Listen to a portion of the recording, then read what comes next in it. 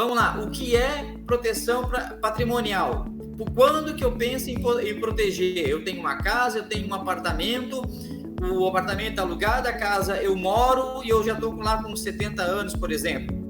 Por que eu faço essa proteção? Como que ela funciona? O que é essa proteção patrimonial? Proteção patrimonial. E está protegendo contra o quê? Exato, vou responder todos. Vamos lá, vamos usar uma figura. Sempre é interessante a gente usar um exemplo, tá?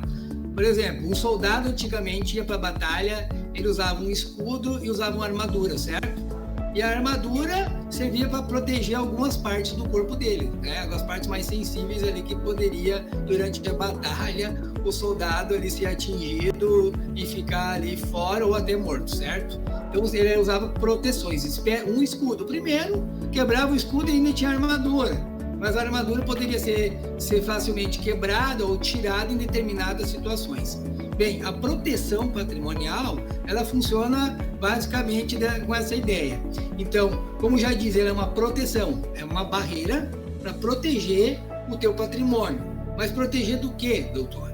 Proteger de quê? De ações judiciais.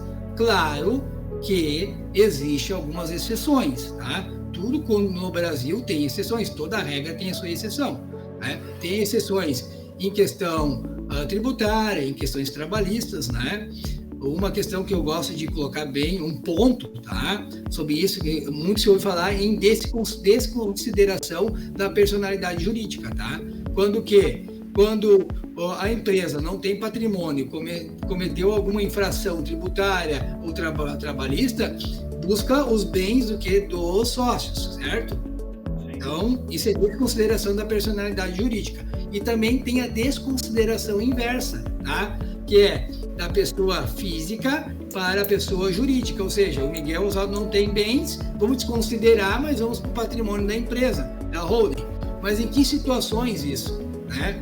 Essas situações só foram sedimentadas, então, ali em 2019, pela lei sancionada pelo Bolsonaro, que era o marco econômico, o novo marco econômico ali, a lei da liberdade econômica, como eles chamaram, né? E colocou uma questão. Bem, só vai ter a desconsideração da personalidade jurídica ou inversa no caso de dolo ou fraude. Então já tem aí, está dizendo, só vamos desconsiderar a personalidade jurídica ou inversa quando tiver dolo ou fraude, quando a pessoa constituiu aquilo justamente para lesar alguém, tá?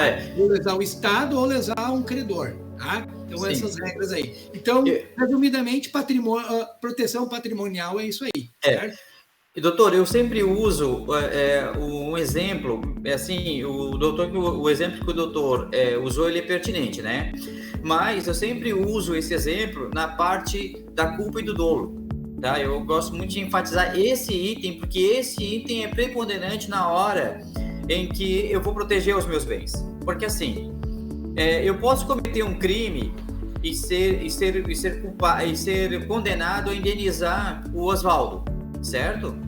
Só que o que nós vamos discutir? Nós vamos discutir se foi intencional ou não foi intencional. Porque se não foi intencional, eu tenho que ter tempo de provar que eu não tive intenção, que foi uma fatalidade. Por exemplo, o mesmo acidente, só que eu estava dirigindo, eu estava olhando a BR, um outro carro me cortou a frente, eu fui desviar, joguei pro acostamento, vinha vindo um ciclista e eu peguei o ciclista. Eu não tinha intenção nenhuma de pegar o ciclista. Exato. Certo? A gente está analisando a culpa. Isso. Aí o que vai acontecer? Como esse imóvel ele está dentro da minha empresa e eu uso ele, eu alugo ele é a receita da minha empresa, certo? Ele é a receita da minha família. Sim. Mesmo que eu seja condenado a indenizar o Oswaldo, esse imóvel ele tem que continuar gerando receita para que eu possa indenizar o Oswaldo, até que seja comprovado o meu dolo, a minha culpa, e eu seja condenado a pagar. Então, estando na holding, ele está protegido, eu continuo gerando riqueza com aquele imóvel, certo? Eu continuo gerando riqueza com aquele imóvel, vou responder, porque eu não posso, em hipótese alguma, me eximir, dizer que era a próxima pergunta, né? Que a holding é uma blindagem patrimonial, né? A holding Existe blindagem patrimonial? Como? A pergunta que todo mundo fala é: existe blindagem patrimonial? Isso, existe blindagem patrimonial, doutor?